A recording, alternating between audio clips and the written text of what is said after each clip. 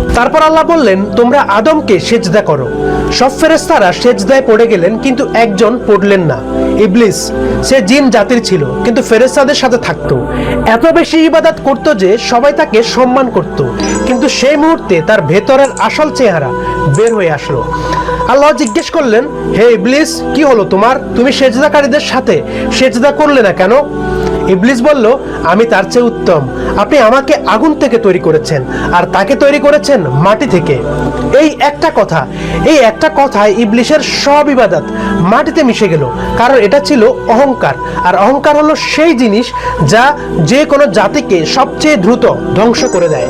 সাথে সাথে আল্লাহ বললেন, বের হয়ে যাও এখান থেকে, তুমি বিতাড়িত। কিয়ামত পর্যন্ত তোমার উপর লানত বর্ষিত হতে থাকবে। ইবলিস বলল, আমাকে কিয়ামত পর্যন্ত সময় দিন। আল্লাহ বললেন, তোমাকে সময় দেওয়া হলো। তারপর ইবলিস বলল, আপনি যেহেতু আমাকে পথভ্রষ্ট করলেন, আমি শপথ করছি আমি মানুষের সরল পথে বসে থাকব। সামনে থেকে আসব, পেছন থেকে আসব, ডান থেকে আসব, বাম থেকে আসব। আপনি তাদের বেশিরভাগকে কৃতজ্ঞ পাবেন না। 1000 বছর আগের সেই শপথ ইবলিস আজও পূরণ করে চলেছে।